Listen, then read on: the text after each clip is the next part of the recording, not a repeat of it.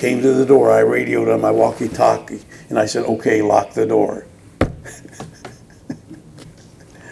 And so they had their little meeting, and those that were there on time got to meet and hear everything going on. Well, of course, as soon as the meeting was over, U.S. Marshals carrying that big old camera with a gun inside it, kind of heavy, they were mad. Oh, they were mad as wet hens, because, you know, they were going to deceptively come inside. But I saw them and stopped them. And of course, it's because Dr. Dixon wanted them to break the door down. But they weren't going to do that. See, they were trying to be more careful. But boy, I sure caught it from Greg Allen after that, because, you know, he thought it made him look bad. And another thing that we found out later is Greg Allen, his neighbor, was a deputy, a sheriff's deputy, and the sheriff was the one that was communicating to Greg Allen and telling him, and even Greg Allen was in on it, and he knew that that was going to happen. But see, I messed up the plans because nobody told me. And then after I was there for 63 days, then finally Dr. Dixon said, oh, well, they counted all the Chads, and Mr. Bush won, so y'all can go home now. So it's after 63 days, I went home, and I only lived 4 hours away. But so I went home, and because he said, well, he said he's going to reverse the orders, everything's going to go fine, which of course it didn't. And what they did is they waited 30 more days, so that after 93 days, they broke it like you break any strike. In 93 days, it was broken. And sure enough, you know, the church has always had a large staff. And sure enough, we had left. He told us to leave. And the church, though, had stayed there for another 30 days. They were coming and going. All the men would go to work. And finally, after 30 days, the last man went to work. And all of a sudden, the marshals said, okay, it's time to take the building. So they all went. And one of Brother Dixon's own staff, which he always was on the peripheral. He didn't really attend all the meetings we had. He was always on the peripheral. And then sure enough, one of his staff had walked up and opened the door and let him in, so that Dr. Dixon never did get his moment for the media. And then when they come in, all their plans were to run to the altar and be praying, so that the marshals would have to lift them off the ground and carry them. Because in the past, that's been helpful.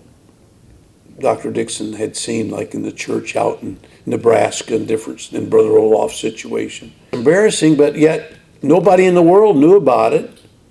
So then I called the Zaire Embassy myself in Washington, D.C., and told them I was this Baptist preacher up here in Pennsylvania.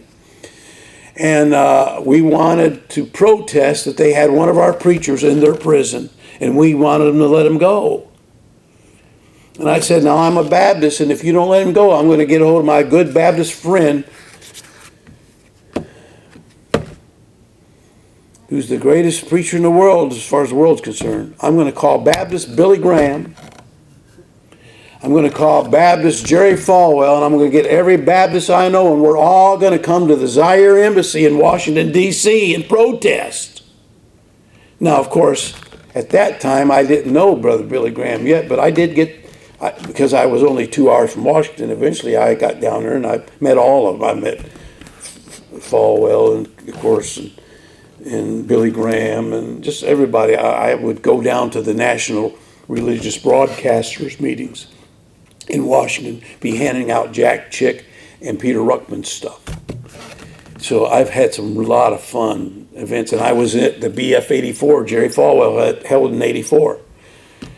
Because that a lot fit in with what Dr. Dixon said and how he realized, man, in 84, well, you better, you might as well quit. Because these boys all sold out. And so it's interesting the things you can learn. But then I called the embassy, let them know that, buddy, we know what they're doing down there. And that way they spared his life.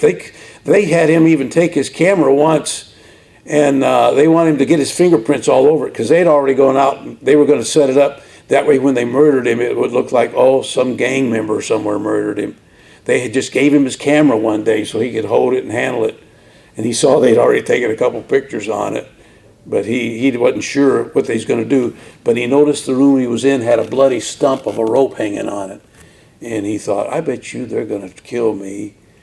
And they're wanting me to get my prints off. It's because he's an ex-cop himself. And sure enough, that's what they were going to do.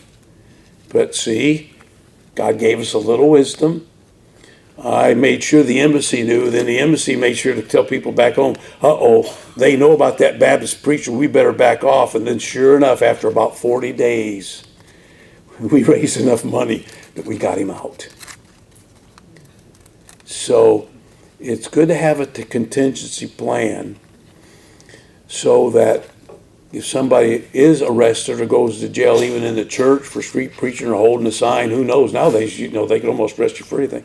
Well, you should have a plan then. Who you're going to get a hold of, and how much attention you're going to draw to it. And it might mean you're going to have to stand out there with a protest sign, because that gets more reaction today than ever.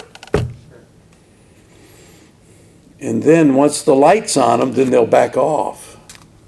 You want to put a full court press on them every way you can. Amen.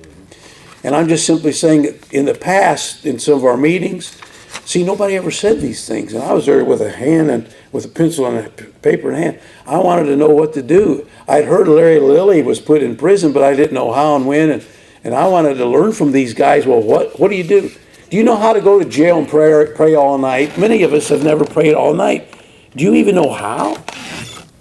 Did you know it's kind of hard if you're not used to praying? Amen.